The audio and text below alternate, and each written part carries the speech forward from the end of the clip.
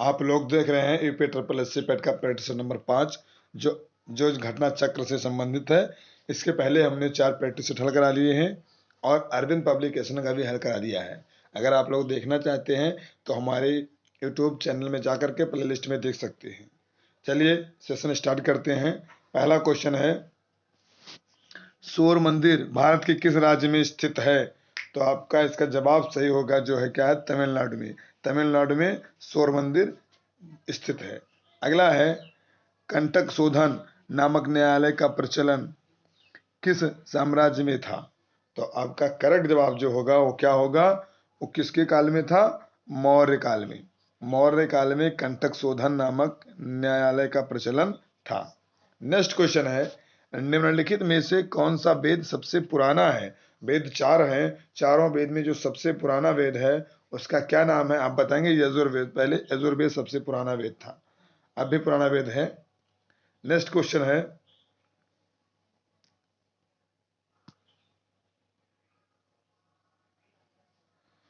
है, हड़प्पा सभ्यता की प्रसिद्ध नर्तकी की मूर्ति यानी किस पदार्थ का उपयोग करके बनाई गई थी?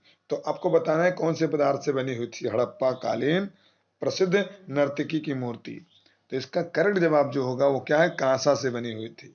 अगला प्रश्न है, वास्को डिगामा किस वर्ष कालीकट में आया था? तो सही जवाब होगा ये 1498 में कालीकट आया था। नेक्स्ट प्रश्न है, 1857 के विद्रोह को भारत के प्रथम स्वतंत्रता संग्राम की संज्ञा किसने प्रदान की थी?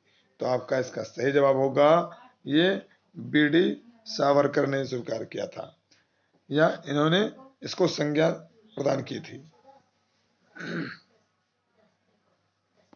चलिए अगला प्रश्न देखते हैं, निम्न में से किसने लंदन में विलियम हार्ट कर्जन वाइली की हत्या की थी? लंदन में विलियम हार्ट कर्जन वाइली की हत्या किसने की थी? तो इसका सही जवाब होगा, किसने किया था? सूरसेन ने किया था। नेक्स्ट प्रश्न है, जलियांवाला बाग नरसंहार के बाद किसने अपनी नाइटहुड की उपाधि लौटा दी थी? यानी जलियांवाला बाग नरसंहार के बाद में कौन थे जिन्होंने नाइटहुड की उपाधि लौटा दिया था? तो इसका सही जवाब होगा, जो किसने लौटाया था? रविंद्रनाथ टैगोर ने। बी नंबर सही है इसका। अगला प्रश्न है, गांधी इरविन समझौता किस वर्ष हुआ था? तो ये समझौता कब हुआ था? 1931 में। अगला प्रश्न है, स्वतंत्र भारत के प्रथम गवर्नर जनरल कौन थे? तो स्वतंत्र भारत के कौन थे? लॉर्ड माउंटबेटन थे। नेक्स्ट क्वेश्चन है जो आप लोगों के सामने लिखा हुआ है, निम्नलिखित में से किस देश की सीमा भारत के साथ नहीं लगती है? तो सही जवाब होगा कि ईरान की सीमा जो है भारत के साथ नहीं लगती है। अगला प्रश्न है, नंदा देवी चोटी किस राज्य में स्थित है? तो नंदा देवी बताना आपको किस राज्य में है? उत्तराखंड में है नंदा देवी। नेक्स्ट प्रश्न है, निम्न में से कौन सा स्थान तांबे की खान के लिए प्रसिद्ध है? यानी कहां पर तांबा ज्यादा पाया जाता है? तो इसका सही जवाब होगा खेतड़ी। खेतड़ी में जो है तांबा ज्यादा पाया जाता है। अगला प्रश्न है, 2 घंटों के अंतराल के लिए देशांतर दूरी किसके बराबर होगी? तो बताना है आपको कितने अंश के बराबर होगी। ये होगा आपका 30 अंश के बराबर होगा। 2 घंटे के अंतराल के लिए देशांतर दूरी जो होता है वो 30 अंश के बराबर होगी। अगला क्वेश्चन है 15 नंबर, विश्व का सबसे बड़ा महाद्वीप कौन सा है? तो ये आपका जवाब होगा उत्तरी अमेरिका जो है वो विश्व का सबसे बड़ा महाद्वीप है। नेक्स्ट प्रश्न है, भारत में जीएसटी कब लागू हुआ? तो ये आपको बताना है जीएसटी कब लागू हुआ है। 1 जुलाई 2017 में जीएसटी लागू हुआ भारत में। अगला क्वेश्चन है, आरबीआई का मुख्यालय कहाँ है? तो आरबीआई का मुख्यालय कहाँ है? इसका सही जवाब होगा ये मुंबई में है। आरबीआई का मुख्यालय कहाँ है? मुंबई में। अगला प्रश्न है,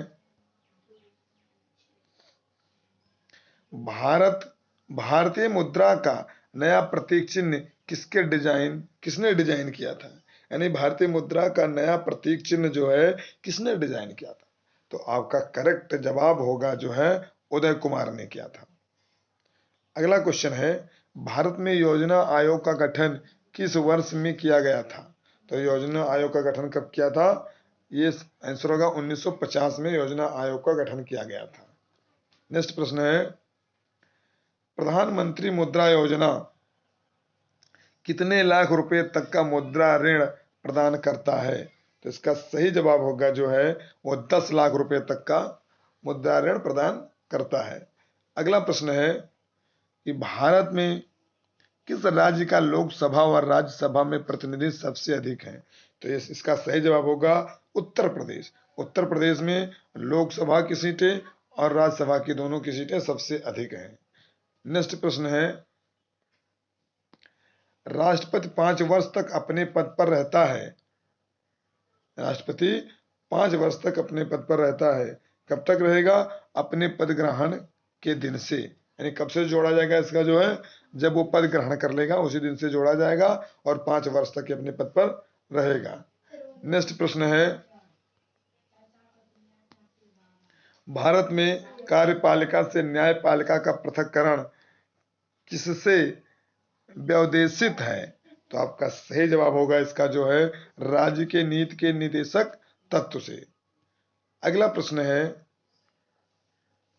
वह विषय जिन पर केंद्र व राज्य सरकारें दोनों कानून बना सकती हैं उल्लेखित है, वो क्या है?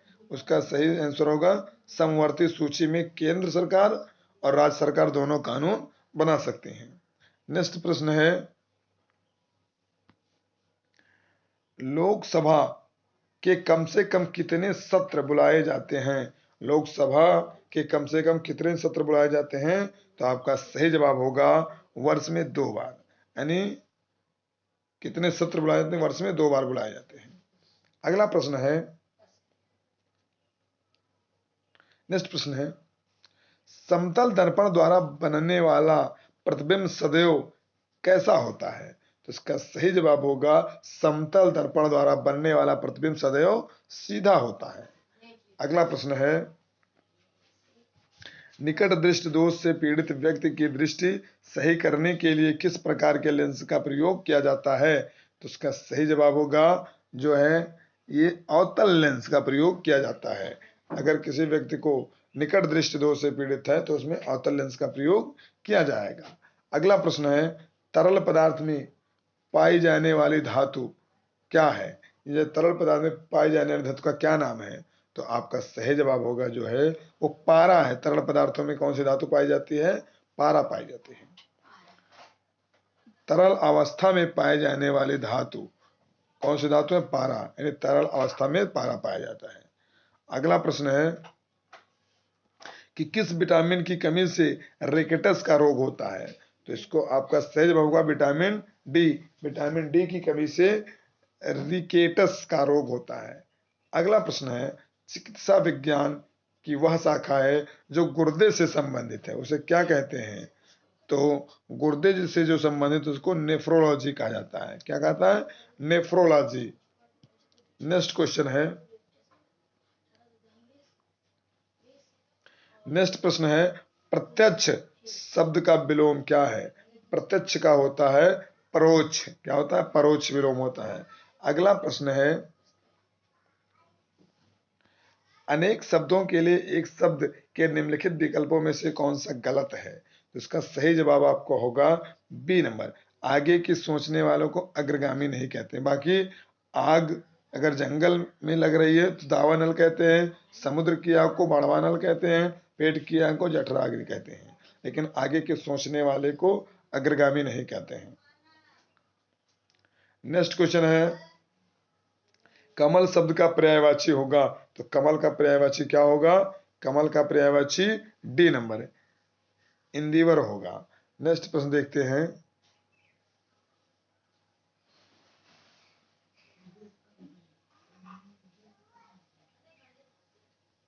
नेक्स्ट प्रश्न है, वैदेही वनवास किसकी रचना है? तो आपका सही जवाब होगा वैदेही वनवास जो है वो है अयोध्या सिंह उपाध्याय हरिओ जी की है। नेक्स्ट प्रश्न है, नाक का बाल होना मुहावरे का क्या अर्थ है? तो नाक का बाल होना मतलब अधिक प्रिय होना, इसका मुहावरा सही है। नेक्स्ट प्रश्न है,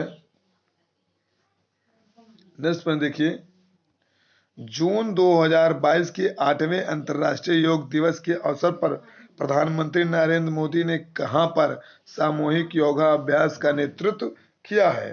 तो इसका सही जवाब होगा मैसूर में। अगला प्रश्न है, जापान और रूस के मध्य किस द्वीप को लेकर विवाद है? तो करेक्ट जवाब होगा ए नंबर, यानी कुरेल द्वीप को। नेक्स्ट प्रश्न है, मई 2022 में नाटो साइबर डिफेंस ग्रुप में शामिल होने वाला एशिया का पहला देश कौन सा है? तो इसका जवाब होगा दक्षिण कोरिया, जो पहला देश है।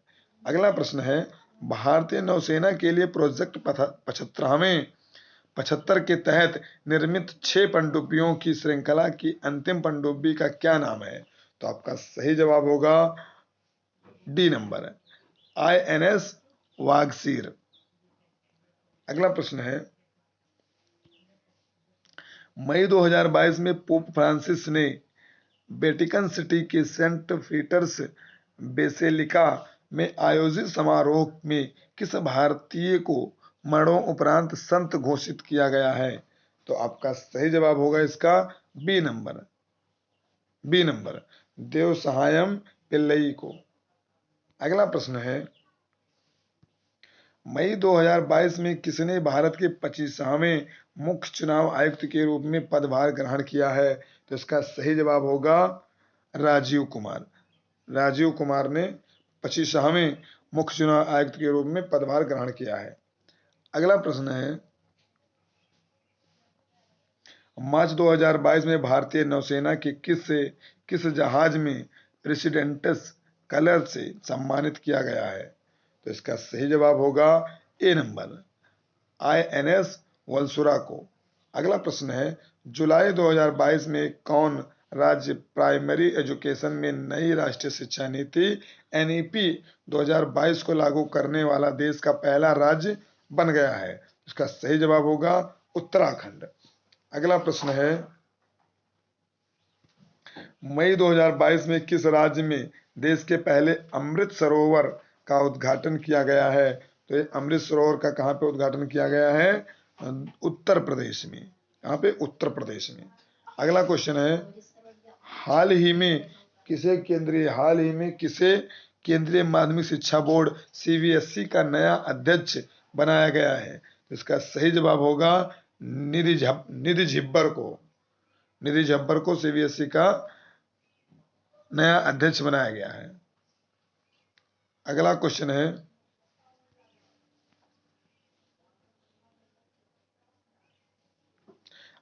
है, किस भारतीय राज्य में गमोचा एक सांस्कृतिक प्रतीक है? गमोचा, तो इसका सही जवाब होगा असम का। अगला है, कौन सा राज्य हरियाणा के साथ अपनी सीमा साझा नहीं करता है? तो इसका सही जवाब होगा मध्य प्रदेश।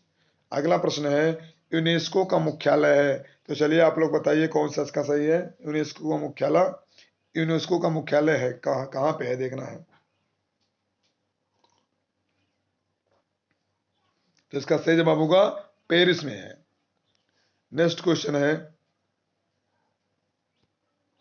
निम्नलिखित में से किस विषय पर नोबेल पुरस्कार नहीं दिया जाता है? तो इसका सही जवाब होगा गणित के विषय पर नोबेल नहीं दिया जाता, बाकी चिकित्सा के क्षेत्र में दिया जाता है, रसायन के क्षेत्र में और अर्थशास्त्र के क्षेत्र में दिया जाता है। नेक्स्ट क्वेश्चन है, भूटान के राष्ट्रीय पक्षी का नाम बताइए। भूटान के राष्ट्रीय पक्षी का नाम क्या है? तो आपका सही जवाब होगा डी नंबर, काला कौवा। काला कौवा जो है भूटान का राष्ट्रीय पक्षी है। नेक्स्ट प्रश्न है, सोमनाथ मंदिर किस राज्य के तट पर है? तो सोमनाथ मंदिर आपको बताना है, ये गुजरात के तट पर है। अगला क्वेश्चन, प्रतिवर्ष अंतरराष्ट्रीय परिवार दिवस कब मनाया जाता है? तो परिवार दिवस की बात आएगा तो 15 मई को मनाया जाएगा। कब? प्रतिवर्ष अंतरराष्ट्रीय परिवार दिवस 15 मई को मनाया जाता है। अगला प्रश्न है, पुस्तक sunrise over Ayodhya nationhood in our times नामक पुस्तक किसने लिखी है? इसका सही जवाब होगा सलमान खुर्शीद ने लिखा है। अगला क्वेश्चन है, हीरो इंडिया सुपर लीग 2021-22 के 8वें संस्करण का खिताब किसने जीता है? इसका सही जवाब होगा हैदराबाद एफसी। हैदराबाद एफसी ने जीता है। अगला प्रश्न है, 11वां सरस्वती सम्मान किसे प्रदान किया गया है? इसका सही जवाब होगा प्रोफेसर रामदास मिश्र को। प्रोफेसर रामदास मिश्र को 31वां सरस्वती सम्मान पुरस्कार दिया गया है। चलिए अगला पैराग्राफ है, इसको हम लोग पढ़ते हैं, उसके बाद इसका जवाब देंगे। चलिए इसको ढंग से पढ़ना आप लोग, सही से ध्यान दीजिएगा। सारा संसार नीले गगन के तले अनंत काल से रहता आया है। हम थोड़ी दूरी पर ही देखते हैं क्षितिज तक, जहां धरती और आकाश हमें मिलते दिखाई देते हैं, लेकिन जब हम वहां पहुंचते तो यह नजारा आगे खिसकता चला जाता है और इस नजारे का कोई और छोर हमें नहीं दिखाई देता। ठीक इसी प्रकार हमारा जीवन भी है। जिंदगी की ना जाने कितनी उपमाएं दी जा चुकी हैं, लेकिन कोई भी उपमा पूर्ण नहीं मानी गई है, क्योंकि जिंदगी के इतने पक्ष हैं कि कोई भी उपमा उस पर पूरी तरह फिट नहीं बैठती। बायडर्ड शाह जीवन के एक खुली किताब मानते थे और ये भी मानते थे कि सभी जीवों को समान रूप से जीने का हक है। वह चाहते थे कि इंसान अपने स्वार्थ में अंधा होकर किसी दूसरे जीव के जीने का हक न मारे। यदि इंसान ऐसा करता है तो यह बहुत बड़ा अन्याय है। हमारे विचार स्वाभाविक रूप से एक दूसरे से मेल नहीं खाते, लेकिन इसका मतलब ये नहीं होता कि हम दूसरों को उसके जीवन के हक से वंचित कर दें। ये खुला आसमान, ये प्रकृति और ये पूरा भूमंडल हमें दरअसल यही बता रहा है कि हाथी से लेकर चींटी तक सभी को समान रूप से जीवन बिताने का हक है। जिस तरह से खुले आसमान के नीचे हर प्राणी बिना किसी डर के सांस लेने का अधिकारी है, उसी तरह से मानव मात्र का स्वभाव भी होना चाहिए कि वह अपने जीने के साथ दूसरों से उनके जीने का हक न छीने। यह आसमान हमें जिस तरह से भय से छुटकारा दिलाता है, उसी तरह से हमें भी मानव जाति से इतर जीवों को डर से छुटकारा दिलाकर उन्हें जीने के लिए पूरा अवसर देना चाहिए।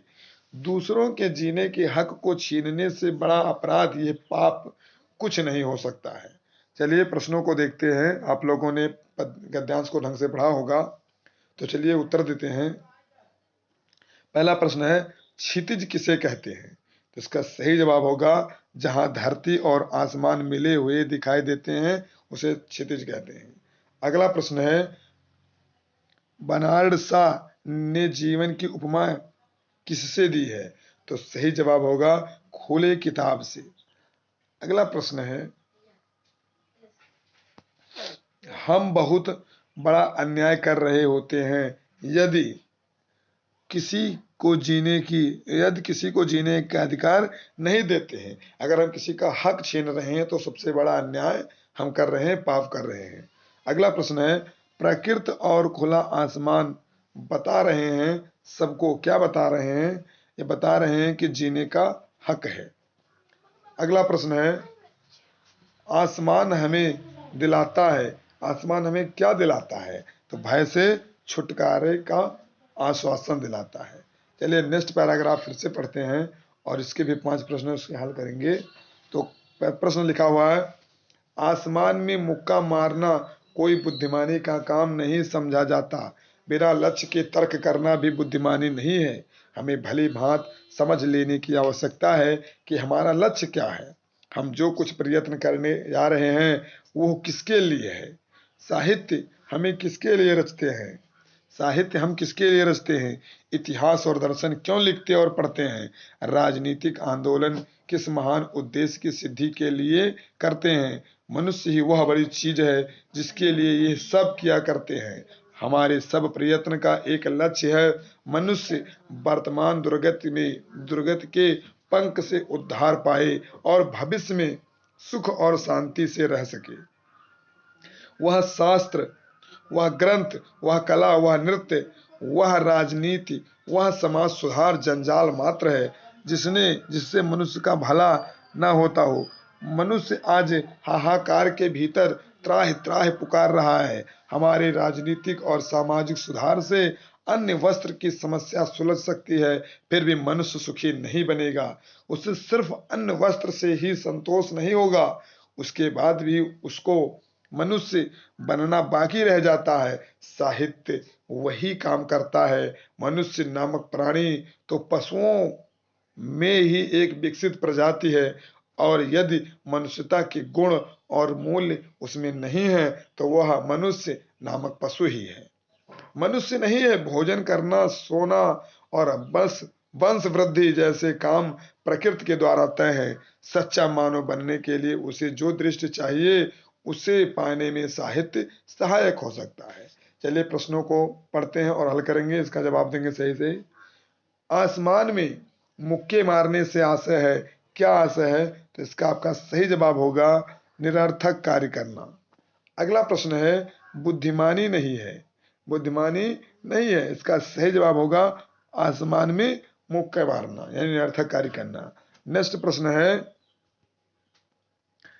साहित्य, कला, नृत्य आदि व्यर्थ हैं यदि उनसे मनुष्य का हित ना हो सके। अगर मनुष्य का हित नहीं हो सकता है तो साहित्य, कला, नृत्य आदि व्यर्थ हैं। नेक्स्ट प्रश्न है, अन्न, वस्त्र आदि की समस्याएं हल हो सकती हैं। कब हल हो सकती हैं? सामाजिक सुधारों से। अगर सामाजिक सुधार है तो अन्न, वस्त्र आदि की समस्या हल हो सकती हैं। नेक्स्ट क्वेश्चन है, मनुष्य के लिए प्रकृति द्वारा तय कामों में नहीं है, क्या नहीं है? ये डी नंबर, अन्न वस्त्र की पूर्ति ये मनुष्य के लिए प्रकृति द्वारा तय कामों में नहीं है। चलिए ये सेशन खत्म होता है, अगले सेशन के साथ आएंगे अगले वीडियो में। अगर हमारा वीडियो आप लोगों को समझ में आया हो तो आप लोग ज़्यादा से ज़्यादा लोगों में शेयर कीजिए, क्योंकि अब बहुत ज़्यादा समय नहीं बचा पेपर का, और हम ऐसे ही प्रैक्टिस लाया करेंगे। और चैनल को सब्सक्राइब भी कर दीजिएगा। तब तक के लिए धन्यवाद।